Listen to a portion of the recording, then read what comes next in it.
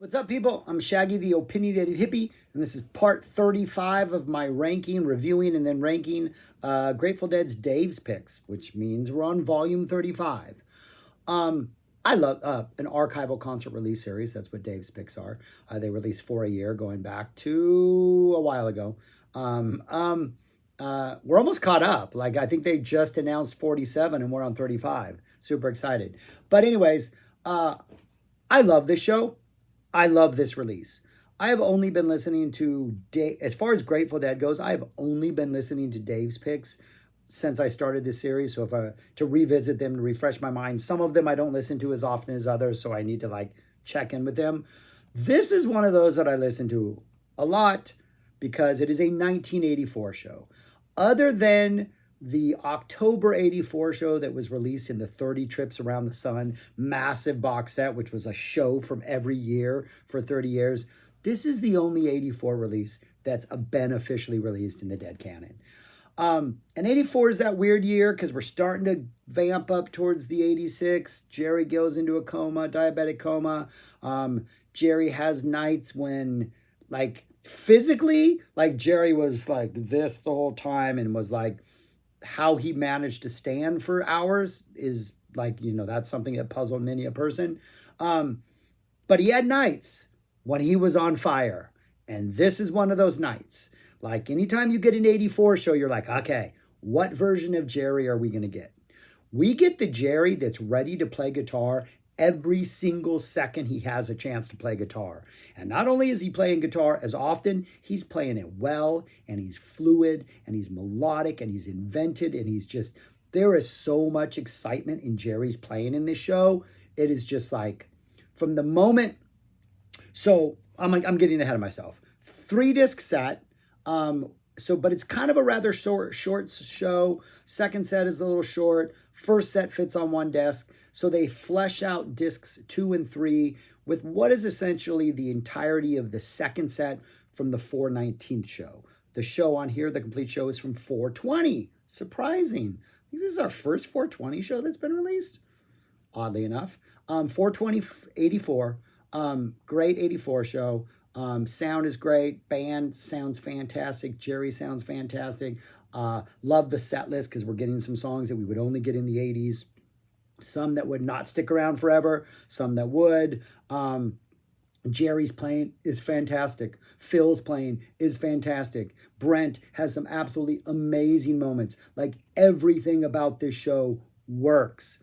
And it's like, it's one of those where, like, right, you're like, it's 84. How's it going to be? They open up with a Feel Like a Stranger. Great Feel Like a Stranger. And as soon as they hit that jam session at the end, that what is sometimes spacey, what is sometimes, a little more direct, as soon as they enter that zone, Jerry is off.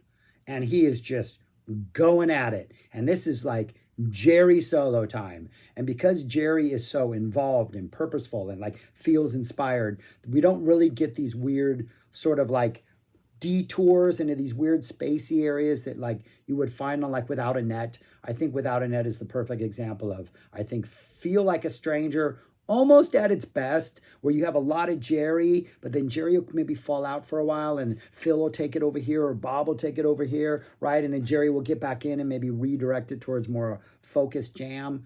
This one feels pretty focused almost the entire time because it's like Jerry's not letting up on the pedal and he is just going. And this is like a 10-minute Stranger. And it is like, oh my goodness, this is going to be a good show.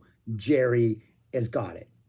Cold Rain and Snow is next. Sounds great. Energy is good. Jerry's guitar playing, especially in that little middle section, feels particularly spirally and maybe psych influenced, but in like a melodical psych way. It like feels like at times he's like playing the riff from like the inside out or something. There's something very like a little off, but in a good way, a little bit funky. The Cold Rain and Snow energy is great, except for Jerry singing. Because when Jerry steps up and starts to sing, you're like, oh, okay, this is an 84 Jerry.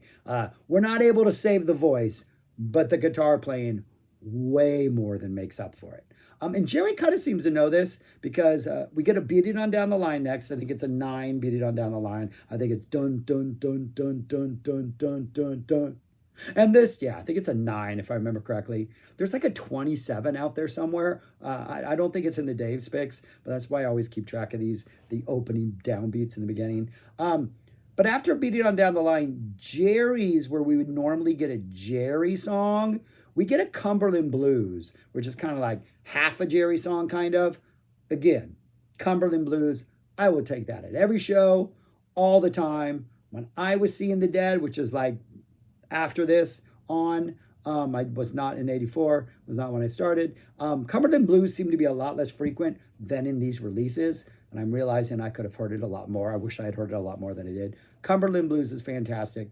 But it's like a half a Jerry song. So Jerry chose like a half a Jerry song. Like he knew his voice was like, limited. Then we go into Little Red Rooster, which is almost like a, really intense first 4 songs, pretty really intense last 4 songs. And then the Little Red Rooster almost is like a breather in the middle. The energy is good, but it just seems something's a little bit like, okay, Jerry came out too hard. He needs to bring it down a little bit. Otherwise, he's not going to last for the show. Putting this all on Jerry's shoulders.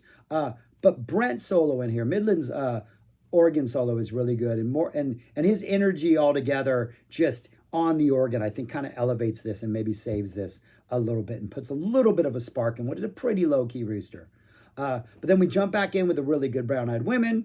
We get a My Brother Esau, which they played a bunch of times. I think they played like 100 times or something like that. That had a pretty solid run in the middle of, I think they played it that many times, right? It was but it was one of those songs like, I don't think I've ever heard a version of My Brother Esau where I'm like, oh yeah, they nailed it this time. I get the song this time. All of a sudden it works. But this isn't that performance. Like, for some reason, I don't know if it's just the way the song is written, if it's just the melody, it just never really seems to click. As many versions as I've heard, it just never seems to be the song that like, oh, I get it. I find the groove, I find the purpose.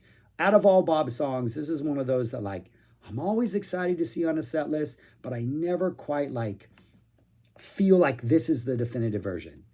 Jerry's guitar solo playing on this absolutely saves the song. Like he comes in, he's got a pretty short but effective attack. Jerry is absolutely got this. Yeah, they played it 104 times. Yeah, I knew they had played it a lot of times. But it just seems like, I don't know. It's the one song I can't really ever grasp my just my musical gut around. But it's nice on here. Jerry's guitar solo. I think it's I don't know. I have really mixed feelings about the song. But I like that it's on the set list. I like that it's been released.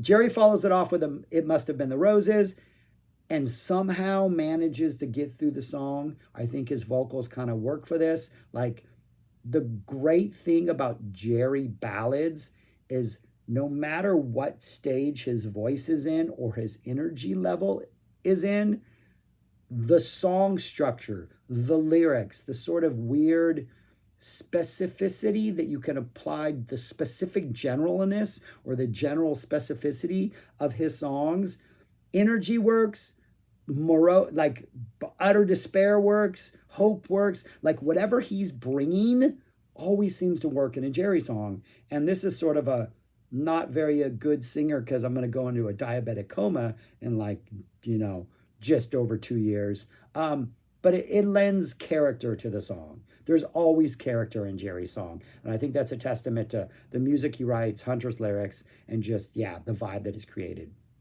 And then after that, Bob and the band drop a Let It Grow for the ages. Like this Let It Grow, which is just Let It Grow, is as long, it's like 16 minutes, is as long as some weather report suites from back in the day. And it is because Jerry will not stop playing. Like that first really, really hefty jam, the one that precedes the dun, dun, dun, dun, dun, dun, that before it precedes that shift, that is a pretty long jam. And there are like moments like when I'm listening to a Let It Grow, like I know that drop is going to come and all of a sudden they're going to shift gears and go into that. Sometimes it's sloppy, sometimes it's executed perfectly. This is one of those where like almost every time I listen to this, I'm like in it, I'm waiting for that drop, and then it doesn't happen and Jerry's just going off, and then I just forget about the drop, and by the time they drop into it, I'm like, oh, I thought this was the end of the song jam because it's been going on for so long. But then there's an end of the song jam that goes on for so long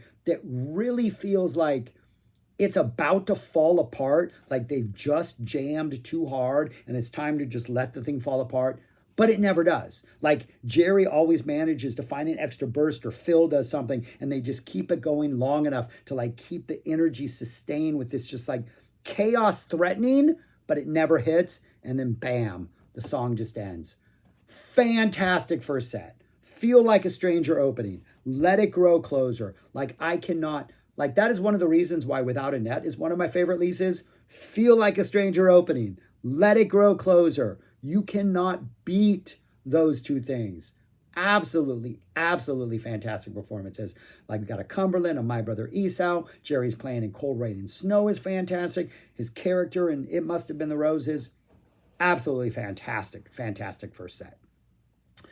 That's all on disc one. The second set doesn't quite live up to the first set. I do think the energy, what Jerry is bringing, it is almost like he's not able to sustain that level of this for that long. But what we get in the second set is in no way bad. In fact, I would call it great.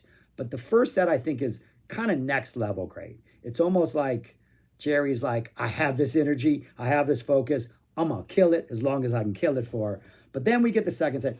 No complaints, but I do think we're maybe a notch lower. And had it sustained the energy that the first set had, this would be an all-time show because the energy of the first set's fantastic. But what we get to start off the second set is the Scarlet Fire. And the Scarlet's pretty like, again, Jerry's going, man. He's not holding back, but it never really goes weird places or gets super funky or reaches this really, really too intense climactic peak. It's just like a very consistent, like quality, straightforward, Jerry's going to play for as long as he can play before he slides into fire type energy. And like the temperature does, rise a little bit, but the whole thing, it's one of those Scarlet Fires where when you're at a show, you just want to dance and you're just like lost in the groove and you're just enjoying the moment and nothing ever happens where you like are snapped out of it because they're like, oh wait, where'd they go now? Or whoa, this is getting intense and I need to stop and cheer and show appreciation for like where they've reached. It never does that. It just maintains this incredible positive energy for like the duration. It's a long one. It's like an almost 15-minute, right? Almost a 15-minute. Yeah, it's like a 14-minute Scarlet. Best part about this, and this would continue through the rest of the set, the segue game is on.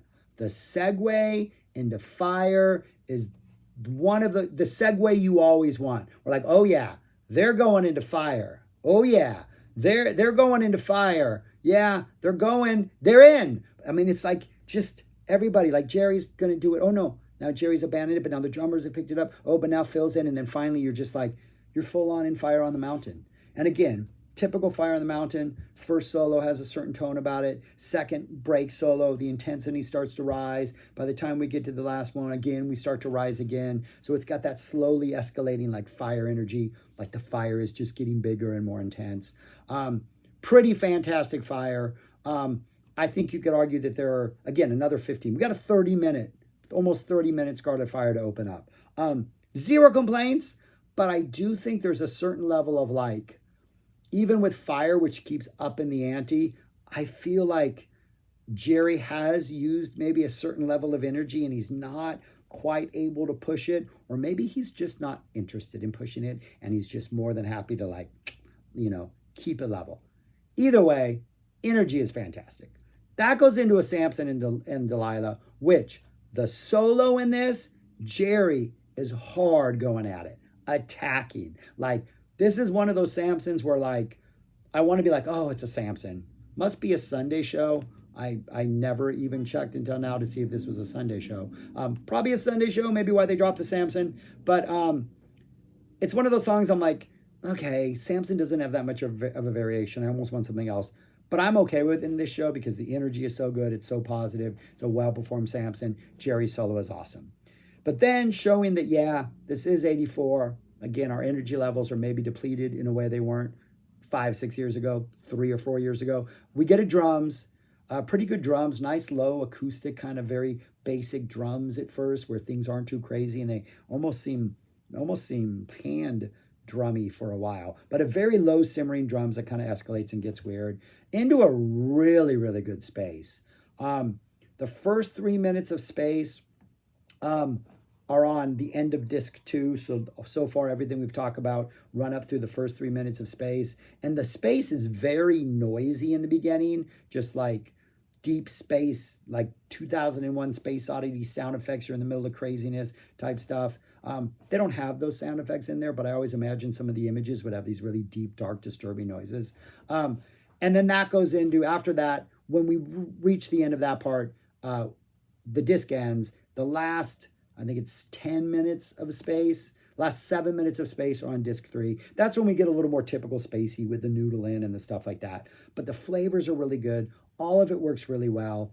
And with about maybe 30 seconds or more left in it, we really start to get this like rock energy that is like, doesn't jump immediately into, what did I write? Yeah, doesn't jump immediately into I Need a Miracle, but all of a sudden you feel like, oh, miracle's coming. And it kind of gives you 30 seconds to prepare for miracle. And then we're kind of all like Jerry's taken off and he's riding into miracle. And one by one, the rest of the band kind of jumps on his sled and they ride off into it. We get an I Need a Miracle for what that's worth. I'm enjoying hearing this. Like, it hasn't been on any releases. We've been stuck in the 70s for most of Dave's picks, so it's nice to hear a pretty well jammed out I Need a Miracle, especially towards the end. That slides again. Segue game is strong. Slides right into a Morning Dew. Solid Morning Dew. Energy is good. By the time we get to the solo, it's a pretty solid solo, but it's definitely rather on the short end of like Morning Dew epicness solos. It's a 10-minute long Morning Dew in its entirety. Still quality stuff. Always nice to hear a Morning Dew. But I do think at this point there's a little sense of maybe exhaustion setting in, and had Jerry been able to squeeze out 2 or 3 moments at the end of this Morning Dew, maybe the show just becomes like that much better. But the Morning Dew does kind of like, and then we get, that goes into an Around and Around. We get the short version of Around and Around, or the 3.5 minute, which doesn't have the rave up at the end, because then we go into a Johnny Be Good. And then for the encore, Jerry drops the keep your day job on us. Keep your day job. Yeah, all right, until your night job pays or whatever it is. But yeah.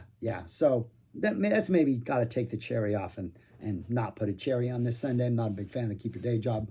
But a really, really solid 420 show. There are bonus tracks. At the end of disc 2, after Space Fits Out, we have the last 3 main songs, not including the encore of the 4. Maybe there wasn't an encore in 419. I don't know what it was. But we get the last 3 songs of the 419 show. The Wheel, which sounds great. We get it coming out of space. Really good energy. The jam into Wharf Rat, which follows, is really nice and melodic. And Jerry's, again, he's in a playful mood. He's playing with these great melodies. The slide into Wharf Rat takes a while. It's not one of those stop playing and then start doing the chords. We just kind of find ourselves in Wharf Rat. And then the Wharf Rat solo, both the middle one and that end one, hit hard. And Jerry is going at it and jamming, and he so doesn't want to stop that instead of reaching a peak in the middle of a jam, Jerry starts playing Sugar Magnolia, and like he is fully committing himself to Sugar Magnolia. So we don't ever get a stop where Sugar Magnolia ends and then all of a sudden we're like, Bob stops and he starts to dun dun dun dun dun. We never get that. Jerry just starts playing that in solo form, and before you know it, we're going off into Sugar Magnolia. One of my absolute all-time favorite segues, Wharf Rat into Sugar Magnolia. My all-time favorite segue, by the way, and for those of you who know your Dead shows, is from a January 79? Yeah, January 79 show.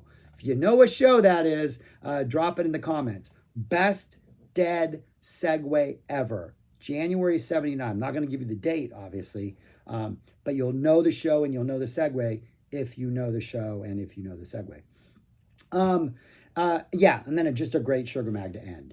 So those are the bonus tracks at the end of disc 2. At the end of disc 3, you get the first 4 shows of the 419 show. You get a fantastic China Rider. Great energy in the China Rider.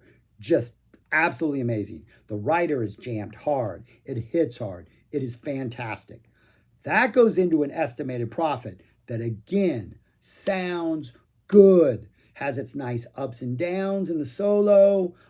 Jerry keeps going back to the dunt, dump, ba-bum-bum riff throughout the solo a couple times, which is something he normally does not do. Like, that's a very Zappa-esque thing or a Fish thing. Jerry doesn't frequently, in the middle of like jams like this, start quoting the main riff. So it's neat that he goes back to that a couple times, and it almost feels like a couple times when I've been listening to this, he goes back into it in the middle. I'm like, oh yeah, the song's gonna end because I'm assuming it's like a 77 show when they would like close it by going back into it. But no, man, he would just go into it and then he's off on another idea. Fantastic estimated profit. And then that goes into a very, very, very sweet Terrapin Station. That lady with the fan section just feels like sweet and Jerry's telling that story, and then that post lady jam before we go into the Terrapin Station proper just gets like gentle and easy going, and like everything's good. Like that build up into Terrapin Station, you're kind of unprepared for because they're just giving you this like, they're just giving you niceness. They're just giving you a little bit of sweetness. But then we build back up. We do Terrapin Station. We got the awesome jam at the end. And then again, after the awesome jam ends, we kind of melt down sweetly into drums, and the drums in the space are not on here. But fantastic. Like, my complaints are there's a keep a day job. The Morning Dew might not be as high as a Morning Dew could be. And thinking about it, the Scarlet Fire I really, really, really enjoy. Maybe the second set's too short with, only 3 songs before drums. But yeah, especially if you like, I think this is one of those, if you're going to like make a case for 84, you're going to bring this show to the court. And this is one of the shows you're going to be like, hey man, don't bash on 84. Check this show out. Where would I put it if I had to rank it? I put it at number 15, which, I mean, for all the praise I've just heaped on this show, it's not I don't think it's misplaced on this list. It's just those other 14. Those other 14. And maybe if that Morning Dew is a little more epic, it jumps up to maybe right around 12, maybe passes that 79 show. Maybe if you have one more song after Samson, even if Jerry drops a He's Gone, because they're going to jam out of the He's Gone afterwards. That would happen because Jerry's in a jamming mood. Like, I don't know if we're cracking that top 10, but we might be able to get to 12 and 11 if that Morning Dew is a little better or there's another song. But other than that, 15, I would say anywhere on this list, because it's the Dead and it's been officially released, is a respectable place to be. But yeah, put it at 15. Though I do feel like, but then I'll go listen to 14. I'll go like, no, 14 is better than 15. I don't know. This is a stupid project ranking these, but that's where I would put it. Right there at 15. But anyways, that's all I got. Thanks for watching. Subscribe, share, like, comment. Let me know if you've checked out this show. If you do check out this show or have, let me know your thoughts on it. 84, man. 84 could bring it at times, and this is absolute proof of that. Fantastic show. Go listen to it. Peace. Talk to you later.